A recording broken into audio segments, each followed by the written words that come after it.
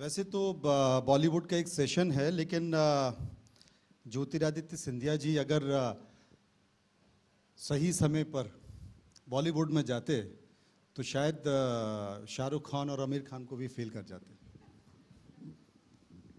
ये वो कह रहे हैं जो वहाँ होके आ रहे हैं। लेकिन मुझे कोई फिल्म नहीं मिली।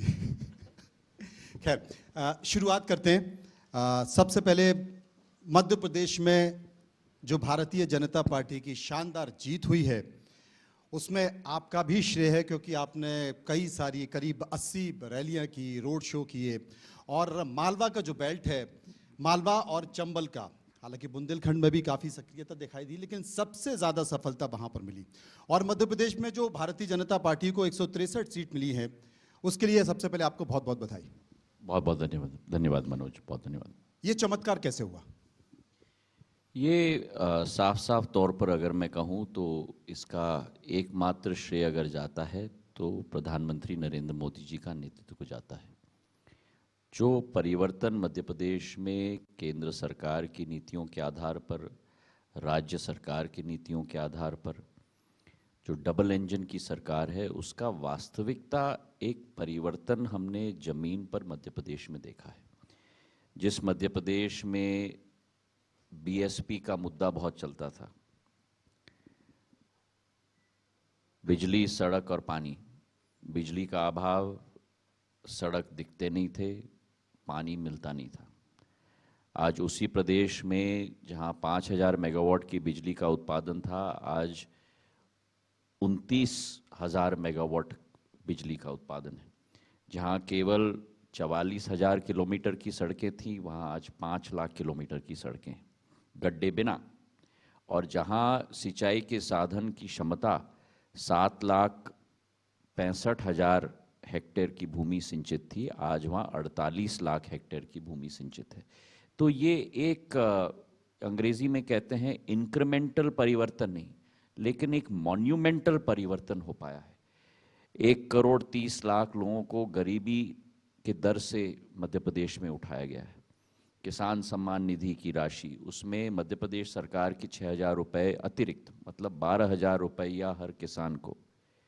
एक एक योजना जो जन कल्याणकारी योजना रही है, लाडली बहना योजना रही है, अनेक योजनाएं रही हैं, वो परिवर्तन लाई है मध्य प्रदेश के 8 करोड़ 8.5 करोड़ की आबादी में। और प्रधानमंत्री जी का विश्वास, प्रधानमंत्री जी का दृढ़ संकल्प, प्रधानमंत्री जी का नेतृत्व, उसी से ये नतीजा संभव हो पाया है। और उसी के साथ साथ भारतीय जनता पार्टी का एक एक कार्यकर्ता को भी मैं धन्यवाद अर्पित करना चाहता हूं, जिन्होंने जी जान लगाकर ये नतीजा संभव करवाया है। अगर काउ बेल्ट का जिक्र किया या हिंदी पट्टी की बात की जाए तो वाकई मध्य प्रदेश अपने आप में एक उदाहरण है, क्योंकि दक्षिण में देखने को ये मिलता है, या फिर बंगाल में हमने देखा जिस तरीके से वामपंथी दलों का असर रहा, लेकिन 20 साल बाद भी एक उसी पार्टी की सरकार वापस आती है जो 20 साल से सत्ता में बनी हुई है, और जितनी सीटें अब तक मिली हैं उससे ज़्यादा सीटें मिलती हैं। लेकिन ये कहा जाता है कि साहब डबल इंजन की सरकार है। लाडली बहना का जिक्र किया जाता है, लेकिन लाडली बहना लाने वाली शिवराज सिंह चौहान है, तो वो जो दूसरा इंजन था, क्या वो एक्सपायरी डेट हो चुकी थी उसकी, या फेल हो गया, या रास्ते में अटक गया? जो डबल इंजन की सरकार है, उस सरकार ने परिवर्तन लाया है, जिसके आधार पर जनता का विश्वास, जनता का आशीर्वाद वर्तमान में ही और में भी भारतीय जनता पार्टी के साथ रहा है। और जैसे मैंने कहा कि प्रधानमंत्री जी का नेतृत्व रहा है प्रदेश में, प्रदेश सरकार का भी नेतृत्व, शिवराज सिंह जी का भी नेतृत्व रहा है, लेकिन ये निर्णय प्रधानमंत्री जी, गृह मंत्री जी, पार्टी अध्यक्ष, स्थानीय स्तर पर हमारे सभी विधायक मिलकर लेते हैं। और जो निर्णय लिया जाता है पार्टी में वो सर्वप्रिय होता है, सरमाथे होता है। और मोहन यादव जी को मुख्यमंत्री बनाया गया है, जमीनी व्यक्ति हैं, जमीनी लड़ाई लड़ी है उन्होंने, 3 बार विधायक बने हैं, उज्जैन में भी बहुत परिवर्तन लाया है, पूर्व में मंत्री रहे हैं। मेरा सौभाग्य मुझे मिला है उनके साथ कई विषयों पर, जब मंत्री थे, उनके साथ मिलके काम करने के लिए। जो उनकी सकारात्मक शैली है, उनकी एक क्रियान्वयन क्षमता है, मुझे पूर्ण विश्वास है कि उनके नेतृत्व में मध्य प्रदेश आगे नहीं बढ़ेगा, बहुत तेजी से आगे बढ़ेगा और उसी परिवर्तन की लहर को हम अगले 5 साल में और तीव्र गति प्रदान करेंगे। शायद अपने श्रोता और दर्शकों को मैं बता दूं, उनको इस बात की जानकारी नहीं है कि सिंधिया जी भी, हालांकि उन्होंने कभी जातिवाद की राजनीति नहीं की है, लेकिन सिंधिया जी भी पिछड़े वर्ग से आते हैं और भारतीय जनता पार्टी को एक पिछड़े वर्ग का चेहरा चाहिए था। चर्चा ये भी चल रही थी कि जो तमाम मुख्यमंत्री के चेहरे हैं उसमें आपको भी चेहरे के तौर पर देखा गया, लेकिन जब ये बहस चल रही थी, चर्चा चल रही थी, अफवाहें उड़ रही थी, उस वक्त आप अपने मंत्रालय में बैठ के फाइल खंगाल रहे थे। नहीं देखिए, मैंने तो मनोज, आप मेरे साथ कैंपेन में भी थे, आपने मुझे कई बार इंटरव्यू किया है।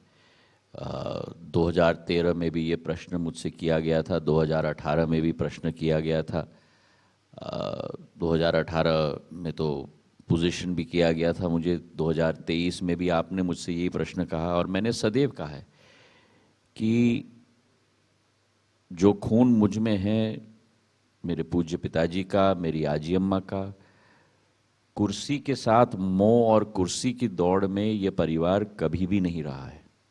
और मैंने कैंपेन के पहले दिन नहीं, लेकिन उसके कई महीने पहले ही आपके इंटरव्यू में भी कहा था कि मैं इस दौड़ में नहीं हूँ, तो कृपा करके आप मुझे इस दौड़ से अलग रखिएगा।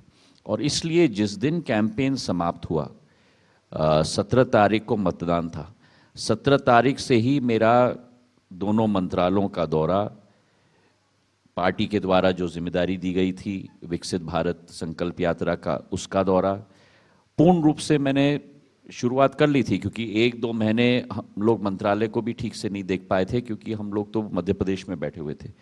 तो जितनी भी मेरी एडवाइजरी ग्रुप्स की मीटिंग्स थी, उसी के तहत एयरपोर्ट का निरीक्षण, अयोध्या का एयरपोर्ट का निरीक्षण मैंने किया, ग्वालियर के एयरपोर्ट का निरीक्षण किया, उसके बाद दक्षिण भारत में बंगलुरु का दौरा था, एयरक्राफ्ट कंपनीज के साथ वहाँ मुलाकात हुई, उसके बाद राजामुंदरी का एयरपोर्ट का शिलान्यास हुआ। तो मैं तो अपने काम पे लग गया हूँ, क्योंकि मेरा धर्म मेरा कर्म है और मेरा धर्म मेरा काम है, और जो जिम्मेदारी आपको दी गई है उस जिम्मेदारी का निर्वाह करो आप, और उस जिम्मेदारी का निर्वाह करते हुए अपनी जिम्मेदारी को निभाओ। यही इस परिवार की सदैव प्रथा रही है। चूंकि आप एक पिछड़े वर्ग का चेहरा भी हैं और कांग्रेस में अब उस तरीके से कोई युवा दिखाई नहीं देता है। तमाम कांग्रेस के नेता आपसे बात भी करते होंगे, कार्यकर्ता भी आपसे बात करते होंगे, हमसे भी बात करते हैं।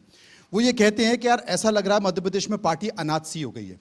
अगर ज्योतिरादित्य सिंधिया कांग्रेस में होते तो शायद ये दशा नहीं होती और भविष्य में भी हमारी संभावनाएं बढ़ जाती। देखिए, मुझे तो आश्चर्य है कि जहां नाथ है वो कह रहे हैं अनाथ है। अब यही वास्तविकता हो गई है कांग्रेस की। पर मैं अपने अतीत में समय व्यर्थ न करना नहीं चाहता। और दूसरी बात कि प्रजातंत्र में जैसे क्रिकेट के मैदान पे एक टीम की जीत होती है, दूसरी टीम की हार होती है। हमें क्रिकेट के मैदान में, मैं खिलाड़ी रहा हूँ तो मैं क्रिकेट के मैदान में सिखाया जाता है कि a sport is a sport, there is always the victor and the vanquished. कोई जीतता है, कोई हारता है, पर स्पोर्ट्समैन स्पिरिट सदैव होना चाहिए। जब हम जीते हैं तो ये समय नहीं, मैं मानता हूँ कि किसी और पार्टी या किसी और विपक्षी दल के ऊपर मैं इस समय में कोई गलत टिप्पणी करूं, वो मेरा स्टाइल है। कांग्रेस ने अपनी लड़ाई लड़ी, भाजपा में अपनी लड़ाई लड़ी, जनता ने आशीर्वाद भाजपा को प्रदान किया। मैं जनता के समक्ष में नतमस्तक हूं और कांग्रेस को मैं शुभकामनाएं देता हूं। तमाम राजनीतिक पार्टियां अपने समय के हिसाब से अगर अपने आप को बदल लें तो कहा जाता है कि ये बेहतर होता है। जब यूपीए की सरकार थी और नए युवाओं को सरकार में लेकर आए थे, उस समय उनको पद तो दे दिए गए थे लेकिन उस तरीके से अधिकार नहीं दिए। और यही कारण है कि आप सहित कई सारे युवा राज्य मंत्रियों ने ये बात रखी थी कि हमें मंत्री तो बना दिया गया लेकिन हमें स्वतंत्रता के साथ काम नहीं करने दिया जा रहा। उसके बाद पीढ़ी परिवर्तन की कोशिश की गई लेकिन कहीं ना कहीं संक्रमण आया। ठीक वैसा ही अब बीजेपी में हो रहा है, पीढ़ी परिवर्तन किया जा रहा है। और उस पीढ़ी परिवर्तन के तहत वो नेता जो 15 साल से, 17 साल से या 20 साल से सत्ता में है, उनसे कहा जा रहा है कि थोड़ा पीछे वाली सीट पर बैठिए और युवाओं को आगे आने दीजिए। इस पीढ़ी परिवर्तन को कैसे मानते हैं आप, उस समय कांग्रेस में भी और अभी बीजेपी में? नहीं, मैं तो इतना ही कहूँगा कि ये तो विधि का विधान है। आप राजनीतिक दलों की क्यों बात कर रहे हैं? आपकी इंडिया न्यूज़ की चैनल की आप बात करिए, बाकी टीवी चैनल्स की बात करिए, कॉर्पोरेट सेक्टर की बात करिए, सोशल सेक्टर की बात करिए। परिवर्तन एक, मैं मानता हूं कि एक्सेप्शनल बात नहीं होनी चाहिए, लेकिन मैंडेटरी बात होनी चाहिए। और जिस संस्था में परिवर्तन नहीं होता, उस संस्था का हाल आप देख रहे हो देश के अंदर।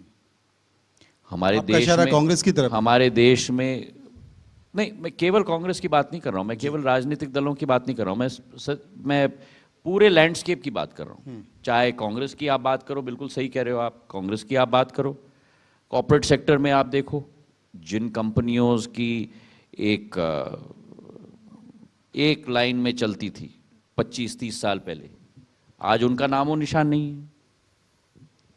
तो परिवर्तन एक मैंडेटरी बात होती है, और इसलिए पूर्ण नई ऊर्जा, नई नेतृत्व, नई लीडरशिप पैदा करना, ये किसी भी संस्था, चाहे चौथा स्तंभ हो प्रजातंत्र का, या राजनीतिक दल हो, या कॉर्पोरेट सेक्टर हो, कहीं भी change is something that is mandatory in the world. परिवर्तन होना ही चाहिए। लेकिन मध्य प्रदेश में शिवराज सिंह चौहान को संकेत दिया जा रहा है कि आप मध्य प्रदेश युवाओं के भरोसे छोड़िए, आप दिल्ली आइए। वो कहते हैं साहब मर जाऊंगा, मध्य प्रदेश नहीं छोड़ूंगा। मैं इस पे मैं कोई टिप्पणी नहीं करूंगा, क्योंकि शिवराज सिंह जी ने 18 वर्ष मध्य प्रदेश के विकास और प्रगति के लिए जी जान लगाया है, बहुत मेहनत की है, और अंत में वो भारतीय जनता पार्टी के एक कार्यकर्ता के रूप में उन्होंने अपना योगदान दिया है, और उन्होंने स्पष्ट कहा है कि जो पार्टी कहेगी उसके लिए मैं तैयार हूँ। और मेरे मुलाकात में भी स्पष्ट रूप से उन्होंने वही कहा है। हमारे पार्टी में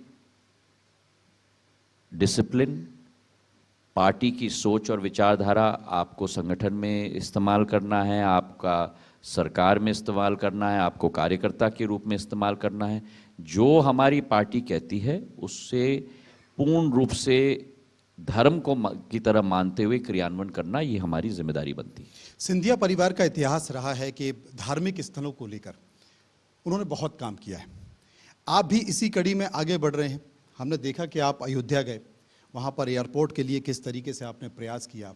इस दिशा में और क्या क्या काम होने वाले, क्योंकि जिस तरीके से राम मंदिर बन रहा है, एयरपोर्ट का विकास हो रहा है, तमाम धार्मिक स्थलों का उन्नयन हो रहा है, महाकाल हमने देखा, ओमकारेश्वर हमने देखा, हमने बनारस देखा, काशी देखा, कितना संकेत जाता है देश के लिए। देखिए, देश में मैं मानता हूँ कि थोड़ा अध्यात्म में मेरी रुचि और मेरा विश्वास रहता है, और मैं मानता हूँ कि सृष्टि का एक चक्र होता है। हर देश का समय आता है, हर देश का समय जाता है। 400-500 साल पहले यही भारत माता पूरे विश्व पर राज करती थी। देश की करीब 25 से 30% जीडीपी भारत का योगदान होता था।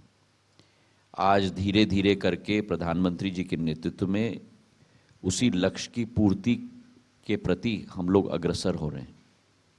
आज भारत का मान, सम्मान, पहचान पूरे विश्व में उनके नेतृत्व में जाना जाता है। पर हमारी प्रगति कैसी होनी चाहिए? प्रधानमंत्री जी की सोच है कि हमारी प्रगति आर्थिक रूप से जरूर होनी चाहिए। हम 10वीं बड़ी आर्थिक अर्थव्यवस्था थे 2014 में, आज 5वीं बड़ी अर्थव्यवस्था है, और जिस देश ने हमारे ऊपर राज करने की कोशिश की 200 वर्ष, उसको पिछाड़कर हम लोग 6वें नंबर पे छोड़ गए हैं और हम 5वें नंबर पर आ गए हैं। और 2027 तक, मतलब अगले 4 साल 3 साल के अंदर, हम जर्मनी और जापान को भी पिछाड़ के हम लोग 3री बड़ी अर्थव्यवस्था पूरे विश्व में बनने वाले हैं प्रधानमंत्री जी के नेतृत्व में।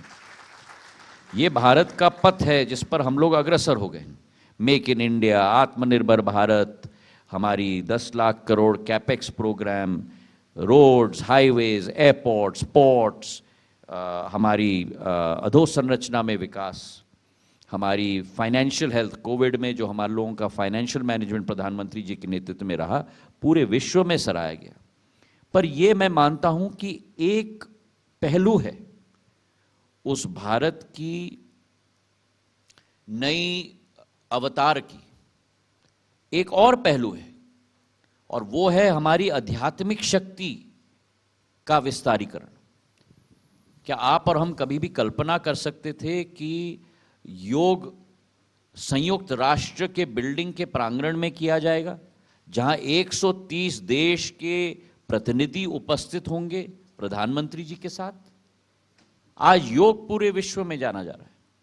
और वैसे ही भारत की आध्यात्मिक शक्ति, हमारी सांस्कृतिक क्षमता, चाहे आप केदारनाथ बद्रीनाथ की बात करें, चाहे आप काशी विश्वनाथ की बात करें, चाहे उज्जैन महाकाल लोक की बात करें, ओंकारेश्वर की बात करें, चाहे दक्षिण भारत के मंदिरों की बात करें, चाहे अयोध्या की बात करें, और जो आप और हम और 140 करोड़ जनता का एक सपना था, उस सपने को प्रधानमंत्री जी ने अपने संकल्प में परिवर्तित कर दिया।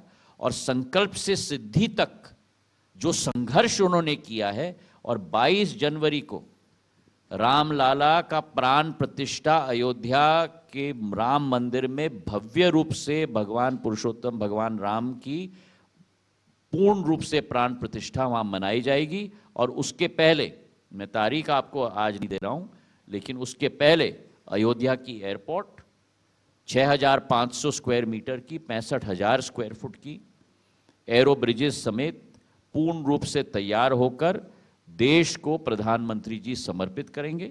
और केवल एयरपोर्ट नहीं, लेकिन एयरपोर्ट के साथ अयोध्या के लिए फ्लाइट्स भी पूर्ण रूप से अगले साल के जनवरी माह तक प्रचलित भी हो जाएंगे। आपके विभाग नागरिक उड्डयन मंत्रालय के अधिकारी कर्मचारी बड़े परेशान हैं। आप सुबह 9 बजे पहुंच जाते हैं और 6, 7, 8 बजे तक बैठे रहते हैं। तो आपका जो तमाम कई सारे एयरपोर्ट्स बनाए जा रहे हैं, हम जानना चाहते हैं, देश जानना चाहता है कि कौन कौन से एयरपोर्ट्स बनाए जा रहे हैं, क्योंकि ये जानकारी मिल रही है कि आपका जो नागरिक उड्डयन मंत्रालय है वो हवाई जहाज की स्पीड से उड़ रहा है। प्रधानमंत्री जी के नेतृत्व में ये संभव हो पा रहा है, जो हवाई जहाज से नागर विमानन मंत्रालय उड़ रहा है। हमारे देश में 74 एयरपोर्ट थे 65 वर्ष में जो बने, 65 वर्ष में 74, मतलब कि एवरेज लगा लो एक वर्ष में एक।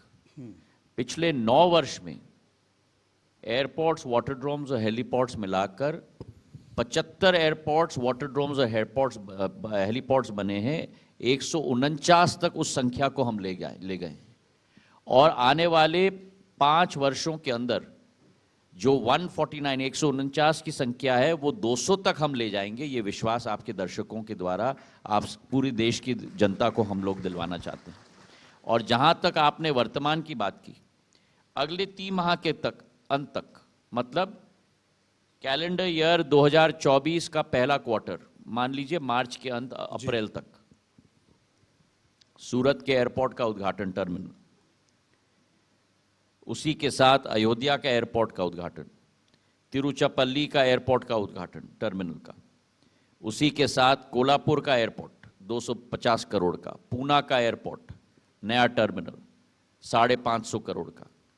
उत्तर प्रदेश की आप बात करो तो उत्तर प्रदेश के एक राज्य में ही, जहां अयोध्या की मैंने बात कर ली, वहां मुरादाबाद, आजमगढ़, अलीगढ़, श्रावस्ती और चित्रकूट।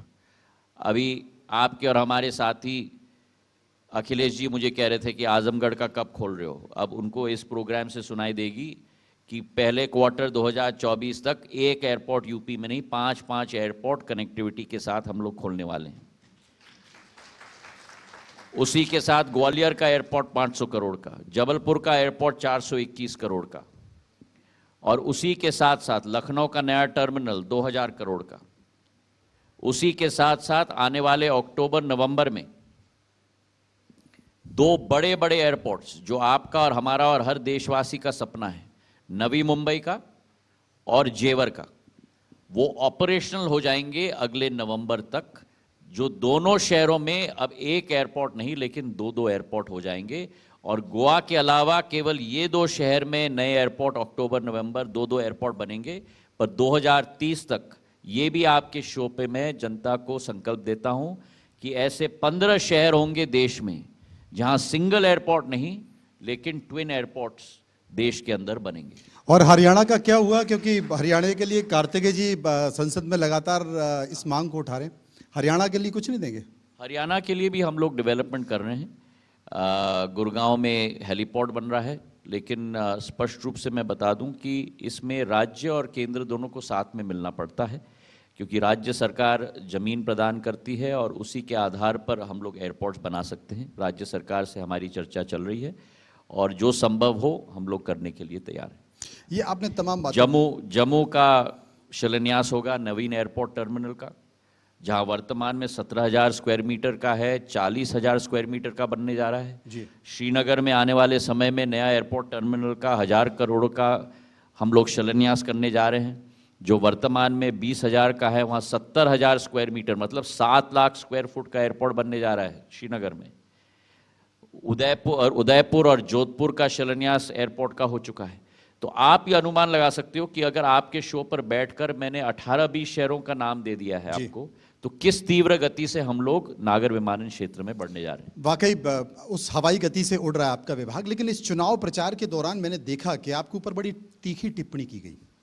टिप्पणी किसी और ने नहीं, बल्कि जिनके आप करीब होते थे और अभी भी करीब हैं, गांधी परिवार, प्रियंका गांधी ने आपको लेकर टिप्पणी की। उन्होंने कहा कि देखिए साहब, ये कैसे छोड़ के चले गए, गद्दारों जैसी बात की, सिंधिया परिवार पर आरोप लगाया कि ये अंग्रेजों का साथ इन लोगों ने दिया। क्या कहेंगे, कैसे जवाब देंगे, कैसा लगा? कांग्रेस और बीजेपी में फर्क क्या? मुझे कुछ जवाब देने की जरूरत नहीं है, क्योंकि मैंने उस समय ही कह दिया था कि पिछले 3 वर्षों से मैंने बहुत गालियां, बद्दुआ, इतना की श्राप, सब कुछ मैंने अपने छाती पे ली जी। लेकिन मैंने सदैव माना है कि राजनीति में एक स्तर होना चाहिए, और मैंने ये सदैव माना है कि जवाब अगर मिलेगा इन लोगों को, और मुंह तोड़ जवाब मिलेगा, तो मेरे मुंह से नहीं, लेकिन जनता के बटन दबाने से मिलेगा। और 2020 में उपचुनाव में इनको जवाब मिल गया था, और 2023 में भी ग्वालियर चंबल की जनता ने और मध्य प्रदेश की जनता ने इनको मुंह तोड़ जवाब दे दिया। ऐसा माना जा रहा था कि बहुत संक्रमण है, क्योंकि ये कहा जा रहा था कि महाराज भाजपा और नाराज भाजपा, इसका असर चंबल में देखा जा रहा है। और इस बार चंबल में बीजेपी साफ हो गई, लेकिन ऐसा हुआ नहीं। माल में भी काफ़ी सीटें मिली और चंबल में भी ऐसी सीटें मिली। तो आप मानते हैं कि ये प्रभाव बरकरार रहा जो 2018 में था? देखिए, उसके बाद फिर 2018 में भारतीय जनता पार्टी को 7 सीट 34 में से मिली थी ग्वालियर चंबल में। इस चुनाव में वो बढ़कर 18 सीट हो गई, तो मतलब कि 2.5 गुना से भी ज़्यादा बढ़ोतरी हुई है। जिस कांग्रेस पार्टी को 26 सीट मिली थी 2018 के विधानसभा के चुनाव में, आज वही कांग्रेस पार्टी 14 सीट तक सीमित हो गई है। तो जनता का निर्णय स्पष्ट है, और जनता का निर्णय विकास के आधार पर, सत्य के आधार पर। उन्होंने कांग्रेस पार्टी के 15 महीने 18 महीने की सरकार देख ली, कांग्रेस की झूठ देख लिया, फरेब देख लिया, भ्रष्टाचार देख लिया, और सदैव के लिए उनका मुंह बंद करने का काम कर दिया। जो कांग्रेस पार्टी 114 सीट पे थी, आज वो घट के 63 सीट पे आ गई है। ये दुर्दशा किसी और ने नहीं, लेकिन कांग्रेस ने अपनी की है, अपने कर कमलों के आधार पर। और हमारे शास्त्रों में लिखा जाता है कि जैसी कथनी और जैसी करनी वैसे ही भरनी, और वही जनता ने जवाब कांग्रेस को दे दिया है। ये कहा जाता है कि जितनी जिसकी हिस्सेदारी उतनी उसकी भागीदारी। 2018 के बाद 2020 आया, 20 में आप बीजेपी में शामिल हुए और मंत्रिमंडल में एक बड़ी संख्या आपकी थी मंत्रियों की। अब फिर से सरकार बन गई है, क्या माना जाए उतनी हिस्सेदारी मिल पाएगी, उतना सरकार में? मैंने आपको बार बार कहा है मनोज, मैं भारतीय जनता पार्टी का कार्यकर्ता हूं, मैं ना भारतीय जनता पार्टी का नेता हूं। पर आपके विधायक और कार्यकर्ता इंतजार कर रहे हैं। और वो भी कार्यकर्ता हैं, हम सब भारतीय जनता पार्टी के कार्यकर्ता हैं। जो नेतृत्व निर्णय करेगा उसे सिरमाथे लेकर अपने कार्य के प्रति निष्ठा के साथ काम करना, ये हमारा धर्म है, साफ साफ। हमारे कुछ बॉलीवुड के साथी भी आए हुए हैं, और मुझे लगता है कि आपकी फिटनेस आपकी दिनचर्या भी उससे कहीं कम नहीं है। आखिर क्या करते हैं आप ऐसा अपने आप को फिट रखने के लिए, अपने आप को स्वस्थ रखने के लिए? क्योंकि सुबह 9 ये से प्रश्न तो मुझे आपसे करना चाहिए। मैं तो कुछ कर ही नहीं रहा हूँ। आप क्या करते हैं ये बताइए। मैं मैं आपको फॉलो कर रहा हूँ बस। मैं ज़्यादा कुछ नहीं करता, मैं खाली ये देखता हूँ कि हमारे ज़िंदगी में हम लोग फिटनेस और एक्सरसाइज पे बहुत ध्यान देते हैं, लेकिन खान पान पे हम लोग कम ध्यान देते हैं। और फिटनेस और हेल्थ, स्वास्थ्य का रहस्य अगर है तो वो है नियंत्रण खान पान पे। एक्सरसाइज 20% सफलता देती है और खान पान पे नियंत्रण 80 से 90% रहस्य देती है। तो इस पर ध्यान रखना बहुत ज़रूरी है, खास करके इसलिए भी क्योंकि हमारे देश में सीवीडी, कार्डियोवैस्कुलर डिजीज़ की क्षमता, शुगर की क्षमता बहुत है। तो हमारे खान पान पे जब हम लोग नौजवान होते हैं तो सब कुछ चल जाता है, सिस्टम में सब कुछ चल जाता है, पर थोड़ा खान पान पे थोड़ा ध्यान रखना चाहिए और पौष्टिक हो लेकिन थोड़ी सादगी भी हो, ये भी इस पर ध्यान देना चाहिए। एक्सरसाइज हर रोज करते हैं? जब जब मैं कर पाता हूँ, पर ज़रूरी है क्योंकि फिज़िकल फिटनेस के आधार पर मेंटल फिटनेस भी होता है और मेंटल फिटनेस के साथ साथ काम करने में, लंबे घंटे काम करने में भी एक अवसर प्रदान करता है। पर इसमें ये भी ज़रूरी है मनोज कि आपके शरीर को अपना रेस्ट टाइम भी ज़रूरी है। और एक कॉन्सेप्ट है स्वास्थ्य में सर्केडियन क्लॉक का, जो दिनचर्या को 3 भाग में काटता है, 8 घंटे, 8 घंटे और 8 घंटे। और हम भूल जाते हैं कि हम सोचते हैं कि हम सो गए उठ गए तो मतलब पूरा सिस्टम फिट। आपके हर ऑर्गन को 8 घंटे चाहिए काम करने के लिए, 8 घंटे चाहिए रेस्ट करने के लिए और 8 घंटे चाहिए रिपेयर करने के लिए, क्योंकि सेल्स को भी अपने आप रिपेयर होना पड़ता है। तो अगर पूरे दिन आप खाते रहोगे तो आपके ऑर्गन को कभी टाइम नहीं मिलता अपने 16 घंटे का काम करने के लिए।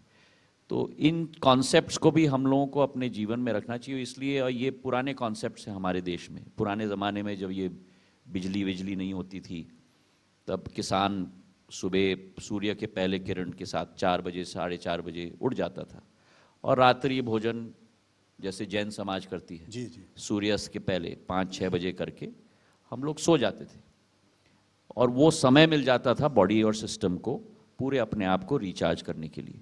आधुनिक युग में प्रोडक्टिविटी भी ये डब्बे वब्बे के साथ, कंप्यूटर के साथ बहुत बढ़ चुकी है, पर उस प्रोडक्टिविटी के साथ डिजीज़ भी बहुत बढ़ चुकी है। तो कहीं ना कहीं हमें अपने जीवन में भी वो संतुलन लाना चाहिए और सब लोग इसका अनुसरण भी करेंगे। एक अंतिम सवाल देश के प्रधानमंत्री नरेंद्र मोदी के लिए। नरेंद्र मोदी की उम्र के बारे में सबको पता है, लेकिन लगता नहीं है उनकी जो फिटनेस है, जिस तरीके से वो काम करते हैं, वो आज यहाँ देखते हैं फिर कल कहीं और दिखें। वो बताते हैं कि अपने ऑफिस में भी वो उतना समय देते हैं। भारतीय राजनीति की दशा और दिशा दोनों अगर किसने बदली है तो देश के प्रधानमंत्री नरेंद्र मोदी ने बदली है। और ये भी कहा जा रहा है कि 2024 कहीं गया नहीं है, वो भी इस बार ऐसी संभावना, तमाम राजनीतिक पंडित इस बात का जिक्र कर रहे हैं कि 300 पार। तो ये जो एक नया युग लेकर आए हैं देश के प्रधानमंत्री, उनके बारे में प्रधानमंत्री क्या? नरेंद्र मोदी जी जैसे एक नेतृत्व शायद इस देश में शताब्दियों बाद मिला है, जिनका एकमात्र संकल्प है और वो है भारत को विश्व गुरु के रूप में स्थापित करना। और जैसे आप और हम, और मैं ये इस्तेमाल कर रहा हूँ ये शब्द क्योंकि मैं मानता हूँ कि हम लोग सब सुबह उठ के पहले पूजन करते हैं। प्रधानमंत्री जी के लिए अपना पूजन माँ भारती है और दिन और रात माँ भारती की सेवा में उस लगन के साथ रखते हैं। और मैंने अपने जनसेवा के इतिहास में, जो अब मुझे भी 20 साल हो गए हैं और जो बचपन से मैंने देखा है 13 साल की उम्र से, ऐसा नेतृत्व मैंने अपने देश में नहीं, मैंने तो पूरे विश्व में नहीं देखा जिस संकल्पता के साथ और टारगेट ओरिएंटेड, मतलब हर एक चीज का time limit, time table, delivery, execution.